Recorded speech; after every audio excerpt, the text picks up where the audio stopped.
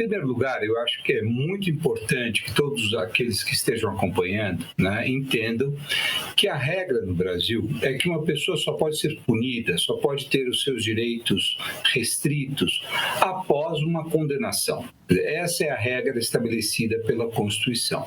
No entanto, a Constituição também permite ao Judiciário algumas medidas acauteladoras, ou seja, medidas que podem ser tomadas e impliquem em restrições de direitos que venham antes de um processo de condenação, antes da condenação, mas no decorrer de um processo. E essas medidas estão associadas ou em colocar em risco a integridade, o bem público, as pessoas, então é uma pessoa muito perigosa, né? Ou quando essa pessoa possa colocar em risco a própria realização do processo, então obstrua de alguma forma o processo, ameace testemunhas, desapareça com provas, constranja o magistrado, né?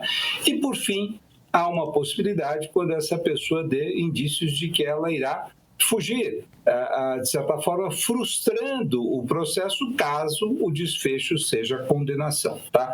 Então, essas medidas que nós estamos assistindo hoje em relação ao ex-presidente Bolsonaro são medidas cautelares. Tá? Então, ele ainda não foi condenado, tá? E sequer essas medidas estão associadas ao processo do golpe, tá? Diretamente, mas são medidas acauteladoras. Qual é a investigação que está em curso nesse momento, paralelamente ao processo de golpe?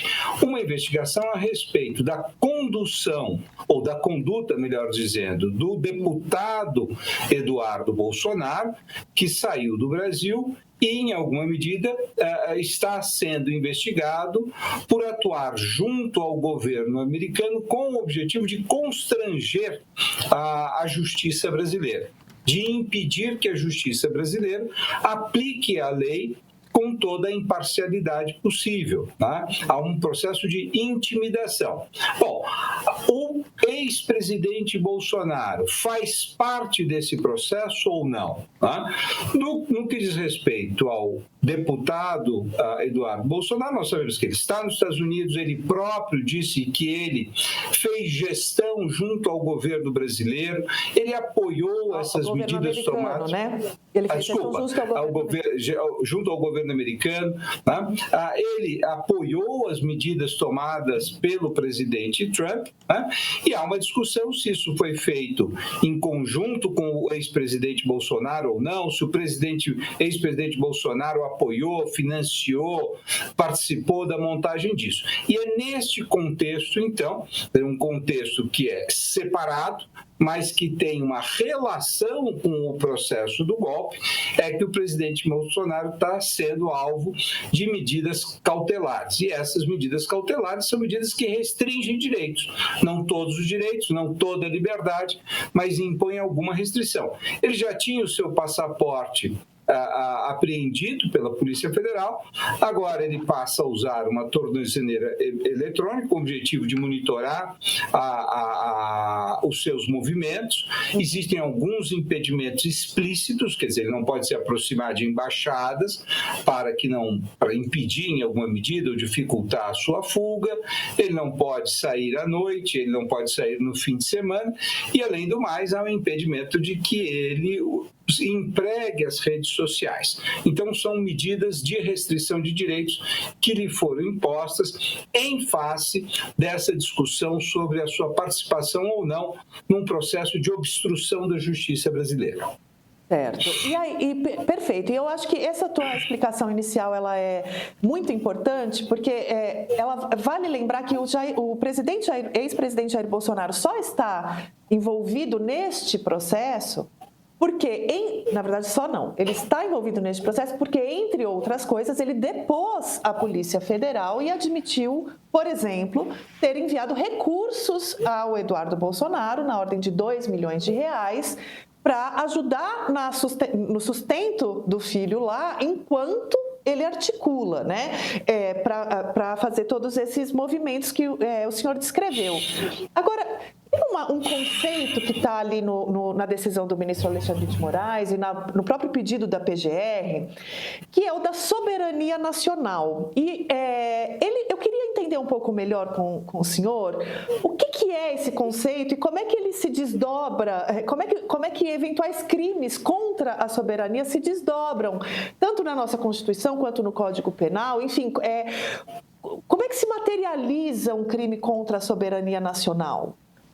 Essa é uma questão excelente. Na realidade, a nova lei de 2021, que substituiu a lei que cuidava da segurança nacional, agora nós temos uma lei de defesa do Estado Democrático de Direito, ela manteve uma série de delitos que dizem respeito a atentados contra a soberania nacional. Tá?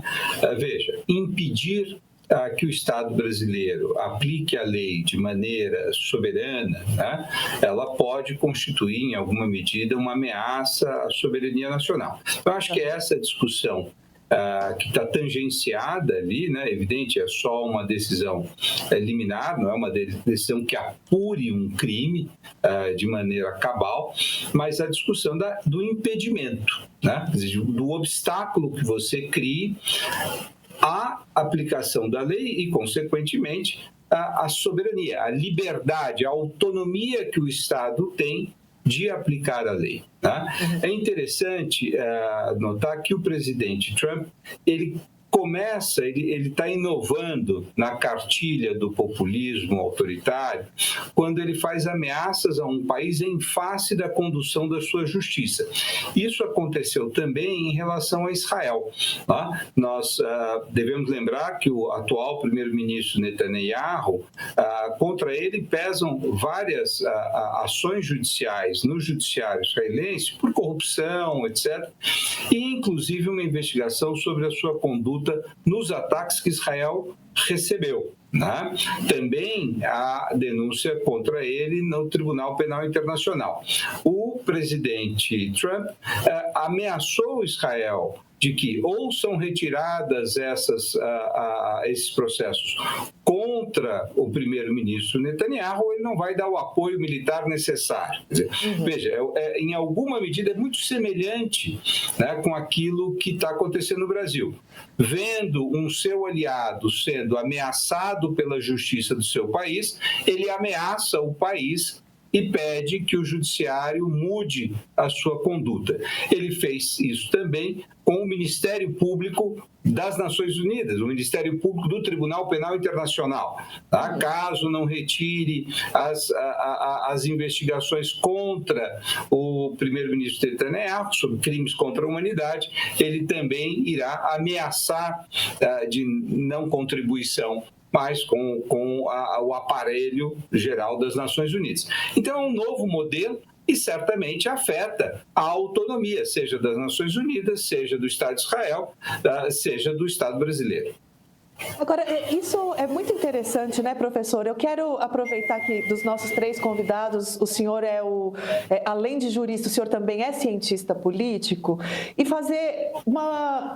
tentar fazer com o senhor aqui uma pensata sobre como que a gente consegue separar o que é a ação da lei do que é perseguição política. Porque o discurso do bolsonarismo, ele é muito construído neste binômio, né? Então, eles forçam a barra de até onde eles podem se aproximar ou passar da linha do cumprimento das leis, ou do descumprimento das leis, e depois, imediatamente, gritam que estão sendo perseguidos.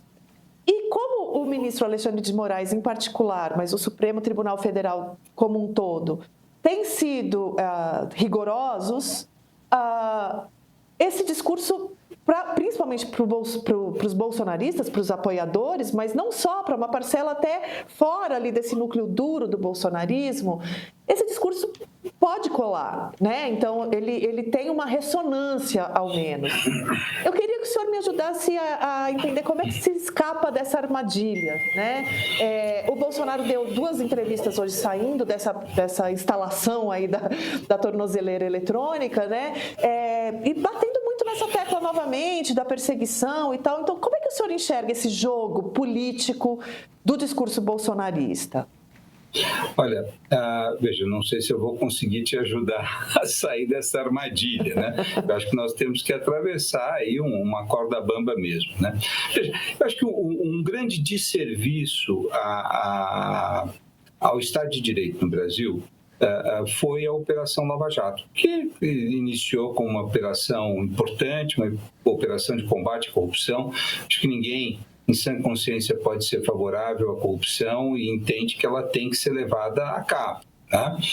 No entanto, na medida em que o judiciário vai perdendo a sua capacidade de aplicar a lei imparcialmente, dar sinais de que está realizando perseguições, isso se volta contra o próprio judiciário no médio prazo e ele passa a ser alvo de grande desconfiança. Então, eu acho que aquela operação, que tem os seus méritos, também teve os seus defeitos, e esses defeitos levaram a um crescimento da desconfiança de parte da população, no caso a esquerda, naquele momento, em relação ao Poder Judiciário. Tá? E num ambiente de polarização política, né, que a operação certamente também contribuiu, qualquer ação do judiciário, seja contra um ou contra outro, será duramente questionada por esse grupo político. Né? Então, nós vemos hoje nas pesquisas que avaliam a confiança da população sobre a justiça que os bolsonaristas são contra a justiça, que aqueles que são contra o Bolsonaro são a favor da justiça. Isso vira uma disputa muito irracional, porque o que nós queremos saber é se a justiça está agindo corretamente ou não. Eventualmente, ela age corretamente contra os interesses da esquerda, eventualmente ela age corretamente contra os interesses da direita. Para mim, como membro da comunidade jurídica, o que importa é que a justiça haja corretamente. Isto é o mais importante, que ela aplique a lei de maneira imparcial, com independência. Tá? Veja, eu começo agora a responder a sua pergunta. Eu acho que como é que a gente foge um pouco dessa, você colocou em termos de um binômio, né? Eu acho que o Poder Judiciário ele tem várias audiências. Tá? Quando ele toma uma decisão, tem vários níveis de audiência. Uma audiência geral, tá? Somos nós, a opinião pública, como é que nós discutimos isso, etc. E há uma tendência que a opinião pública vá ficar a favor ou contra o judiciário em face da sua posição ideológica. Tá? Então, com isso, eu acho que o judiciário não deve se preocupar muito, ainda mais numa situação de polarização, porque qualquer decisão que ele dê, ele será criticado, porque as pessoas estão, vamos dizer, a princípio já predispostas a criticar ou não criticar. Agora, há um conjunto menor dessa opinião pública, que são aquelas pessoas que conhecem o sistema jurídico mais de perto, que operam o sistema jurídico. Hoje vocês vão entrevistar, depois de mim, pessoas que conhecem muito mais a justiça do que eu. Né? Veja, essas opiniões são opiniões razoavelmente técnicas. Quando nós estamos em desacordo, né, ainda que ideologicamente tenhamos um pendor para lá ou para cá, com uma decisão de justiça, começa a ser preocupante. Né? Então, o que mais me preocupa é essa segunda audiência, que é a audiência dos especialistas, dos estudiosos, dos jornalistas que acompanham muito de perto, porque eles sabem fazer a distinção entre aquilo que é equivocado, aquilo que é errado e aquilo que é certo, independentemente das suas posições políticas. Né?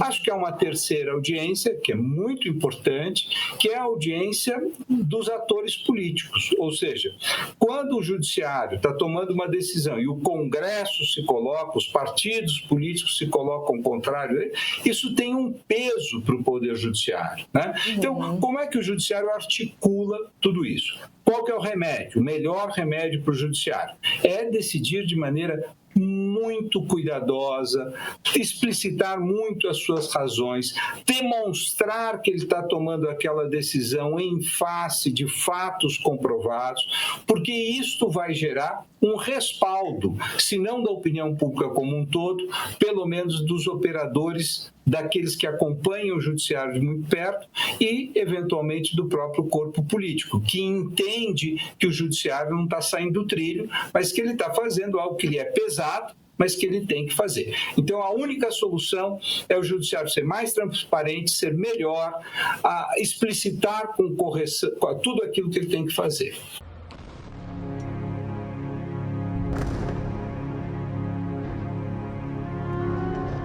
Essa guerra não começou agora.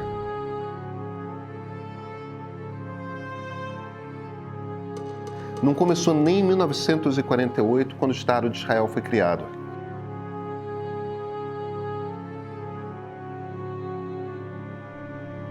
Esses são dois povos que já foram o mesmo e que habitam a mesma região há mais de 3.000 anos. Às vezes em paz, às vezes com atrito, às vezes em guerra.